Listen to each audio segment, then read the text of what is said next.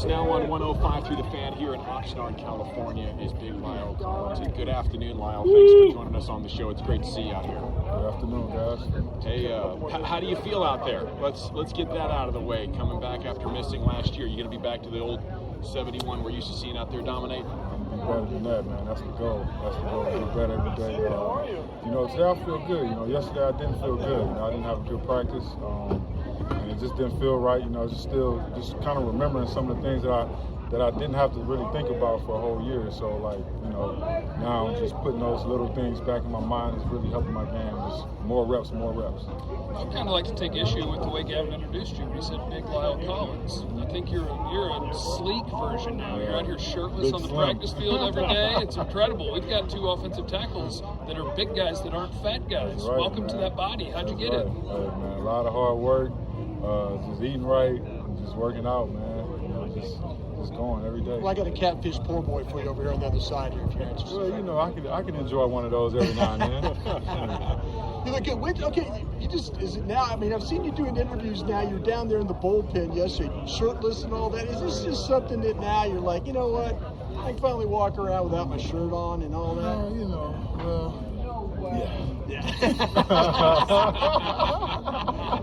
Love it.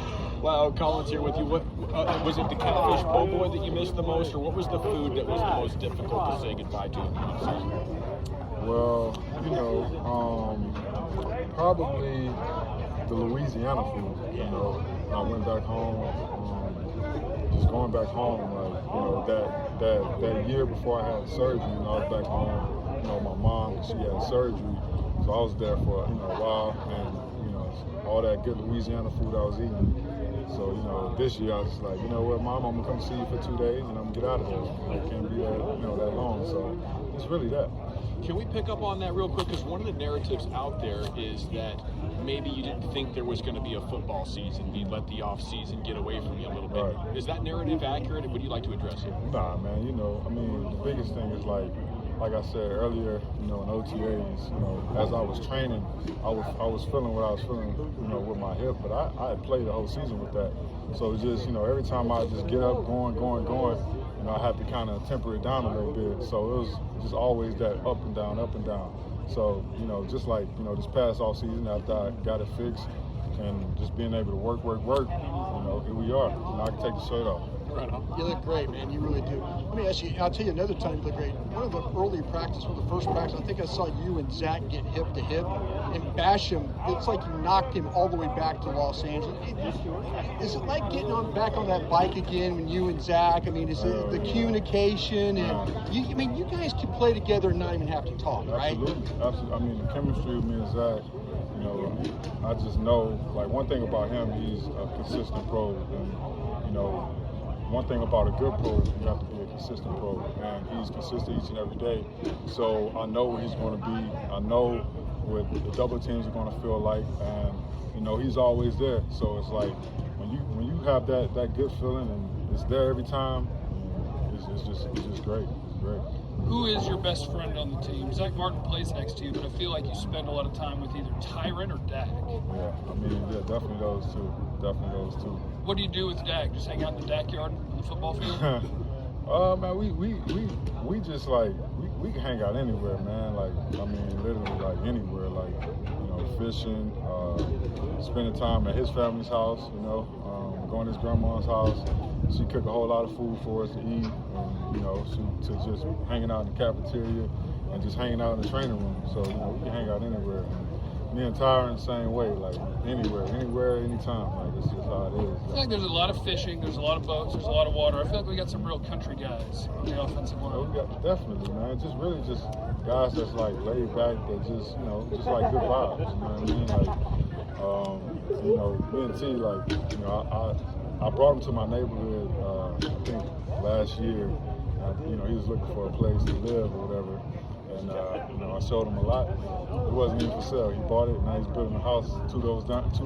So. How does that work? Who do you call when something's not for sale? I don't know. You call the wife of the boss. Make it happen. Wow, Collins here with us. So did that relationship with Dak get stronger when you were rehabilitating together, Absolutely. or was it before that even? We had a really good relationship, even before that, but definitely just rehabbing together just brought us even closer, you know. And, you know, I grew so much, like, even more, like, just respect and everything for him, because that guy, I mean, he works harder than anybody I know. Each and every day he gets up, no matter, you know, if he was up a little too late, he's still going to show up and go to work. So, as a professional reporter, I went to a source close to Lyle Collins to ask him, or her, I won't say who it was, I just have sources, I'm a great reporter. And this person said to ask you about classic cars. oh, What do you have? Do you have a little collection you're starting? Oh, yeah, I got a collection, and I love talking about the cars. What do you got? My classics, man, I got a 1963 Corvette Stingray. This is definitely a showroom floor. It's won first place at 3 car shows. I got a 69 Camaro, 72 Chevelle SS, and I got a 70 Cadillac Coupe de Ville. I got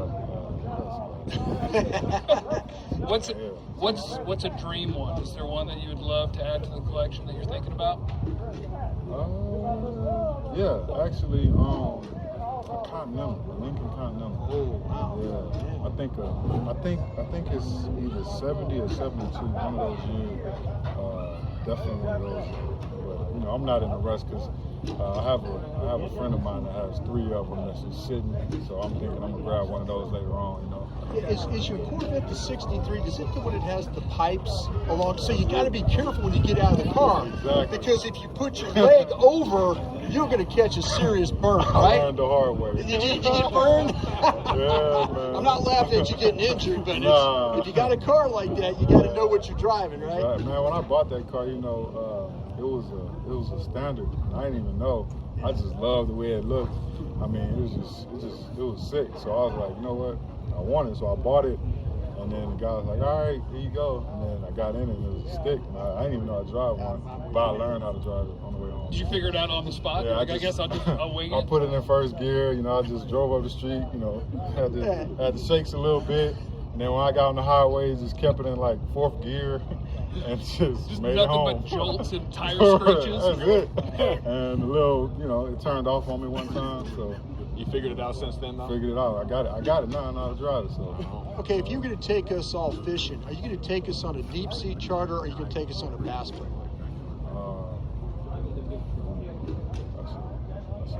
Honestly, I'm a fisherman, so it don't matter. It doesn't matter, right? We're going to go, right? We're going to load up and go. We're going to find them. Okay. What's your favorite lure? I love when Brian talks about whopper ploppers.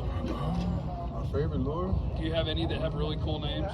Nah, man. I just Red eye you shad. know, I'm not fancy, man. I like to just drop the old worm in. Oh, there you go. Yeah. That takes some feel, though. You got to Yeah. have some feel to be a good worm fisher. All right, Lyle, what can you tell us about these pass rushers out there? Who's impressing you on the edge?